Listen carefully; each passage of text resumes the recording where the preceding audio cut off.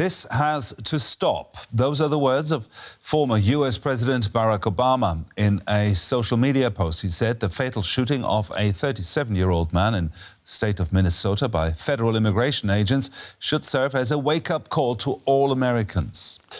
A makeshift memorial has been set up for Alex Pretti, the U.S. citizen shot dead on Saturday. The Department of Homeland Security says he approached officers carrying a firearm and violently resisted disarmament. State officials say a video of the shooting contradicts that version of events. Pretti's parents accuse the Trump administration of, quote, telling sickening lies about their son. U.S. Border Patrol Commander Gregory Bovino is defending the actions of his officers. He says Alex Pretti injected himself into an active law enforcement operation and was impeding officers from doing their jobs. He also refused to weigh in on footage that appears to show an officer disarming Pretti before shooting him. Many videos out there, many different accounts that you may see, that I may see, that anybody here may see. That, folks, is why we have something called an investigation, to take what you're talking about, to take those videos, to take witness statements, to take officer statements, all those minute details that will paint a true picture, not a freeze frame concept, and paint a larger picture of what really happened. That is why we investigate, so we can get to the truth, so there's not speculation. Speculation after 24 hours, you've got a lot of speculation in there. That officer, let's think of what those agents were doing on that scene, making a split-second decision. You've had 24 hours to try and armchair quarterback things. That agent had a split second to make a decision. Minnesota's Governor Tim Walz renewed his calls to remove federal agents from Minnesota. We are tired, but we're resolved. We're peaceful, but we'll never forget. We're angry, but we won't give up hope. And above all else, we are clearly unified. If it was the intention of Donald Trump to make an example of Minnesota, then I'm damn proud of the example that the world's seeing. We believe in law and order in this state. We believe in peace. And we believe that Donald Trump needs to pull these 3,000 untrained agents out of Minnesota before they kill another person. And we're up here telling another story of a Minnesotan just trying to live their life without the interference. Claire Finkelstein is the faculty director of the Center for Ethics and the Rule of Law at the University of Pennsylvania. She joins us now from there. Professor, from a legal standpoint and based on the footage we've all seen, what stands out to you about the use of force in this shooting? Well, it's an extraordinary encounter because, like the Renee Good shooting, but even more so in this case, the argument that the officers are acting in self-defense just appears to have no basis. Alex Pretti was shot in the back at point-blank range when he was already subdued. The claim that has been made that he was brandishing a weapon, that he was threatening ICE officers, is totally implausible, given that he was on all fours and officers were already controlling him. He did have a weapon on him, but it appears that that weapon had been clearly removed at the time of the shooting. The only piece that we don't know is whether or not the officer who first shot him was aware that the weapon had been removed. There had been a call, gun.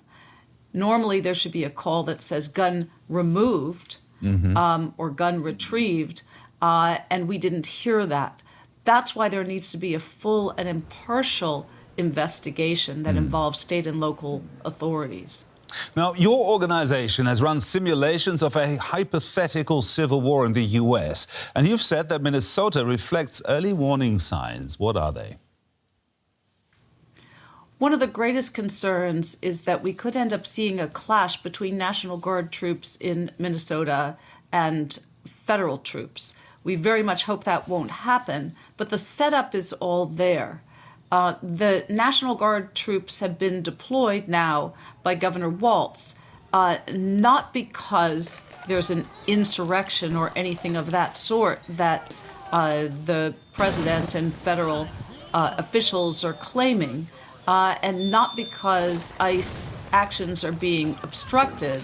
But Governor Walz has deployed the National Guard to try to keep the peace and to try to protect the people of Minnesota, which he has a duty to do.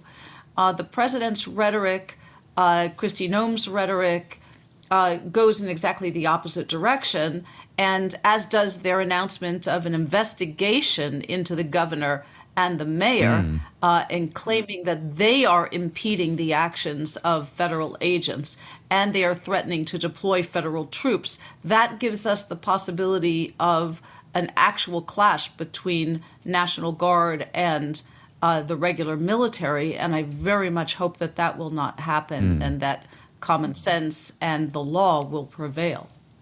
Now, the federal agents of the institution in question face growing pressure, enforcement demands, and also increasing public scrutiny. Do you think that contributes to this escalation? No, I think we have to stop thinking of this as ICE is trying to do its job rounding up illegal aliens, and what's happening is the people on the ground are making it hard for ICE to do that. That's really clearly starting to be a false narrative. Aiming at civilians is what ICE is doing on the ground. The two people who have been shot dead there are both American citizens. And ICE had every reason to know that at the time that they shot them. So what is going on there is really a provocation, an attempt to foment the violence, to foment the disorder, to foment chaos, as Governor Walz said. And that looks like a kind of pretextual situation in which it is a way of using the Insurrection Act. And as we know from a letter that Pam Bondi, the Attorney General, sent today, it looks like it's an attempt to force Minnesota to divulge voter information in an effort to control the 2026 election. Now, what steps would be necessary, in your opinion, to prevent this excessive use of force in federal immigration operations from now on? Okay, well, we've already seen a court order from last week telling the federal government that ICE cannot use unlawful force against protesters who are peacefully exercising their First Amendment rights. That court order, and I hope others like it, needs to be enforced.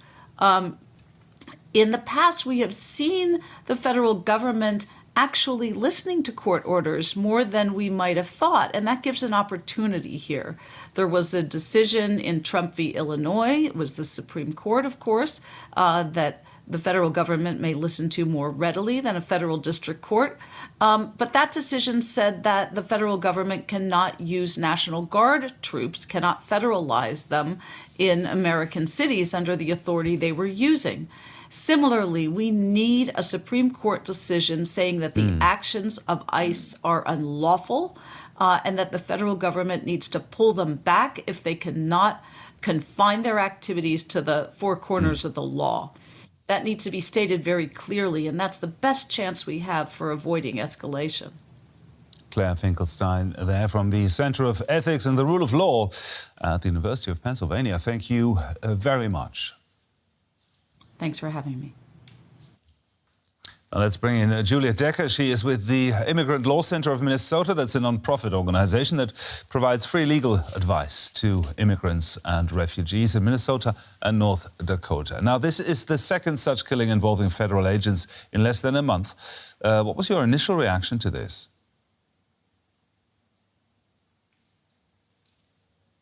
Unfortunately, although it was incredibly tragic and shocking and really brutal, it was also not entirely unexpected given the extremely aggressive and violent actions of federal agents here in Minnesota and given the large number of armed federal agents that we have here in the state right now.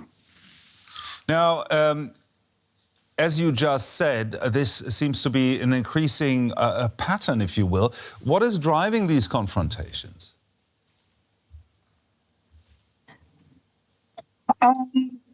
Unfortunately, this is a pattern that we have seen not only in Minnesota, but in other cities as well. There have been other incidences of federal agents discharging their firearms at other people in other cities when they have been conducting these immigration enforcement actions.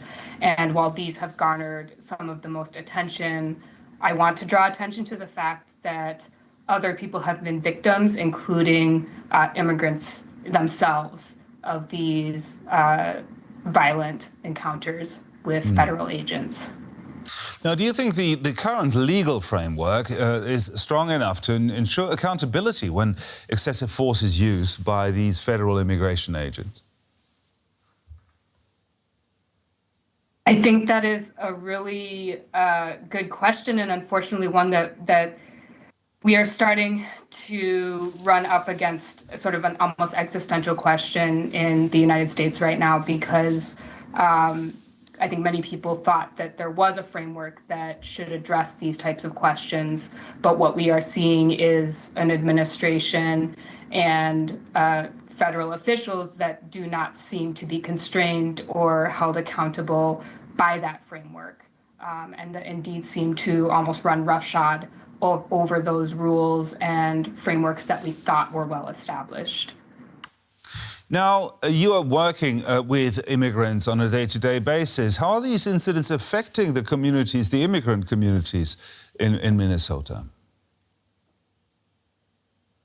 The communities here are, quite frankly, terrorized. There are many people who are simply sheltering in place. There are people who are simply too afraid to even leave their houses. There is an incredible need for basic necessities. There are people who need food and diapers, water, because they are too fearful to leave their houses. And this includes people who have lawful immigration status. This includes citizens who are afraid because of the color of their skin. So this is a very, very widespread, very, very pervasive. It goes beyond anxiety. It is deep, deep fear. Now, how is your organization responding to these things in supporting affected families and communities? What can you do? So in addition to representing people who have been arrested and detained, we also run a hotline for people who have been detained, where we provide basic information about the immigration court process, what that looks like, what are some of the basic applications that people might be able to apply for. We are also providing basic information about people's rights, constitutional rights, and also safety planning. What happens if people are detained? What kinds of information should they have? What kinds of documents they should have prepared? What kind of information should they have memorized? Because as we are seeing the situation develop, we start to see new and different things happening. For instance, people getting transferred out of state. So learning as the situation develops, providing additional information that people should know. Juliet Ecker there from the Immigrant Law Center of Minnesota. Thank you very much.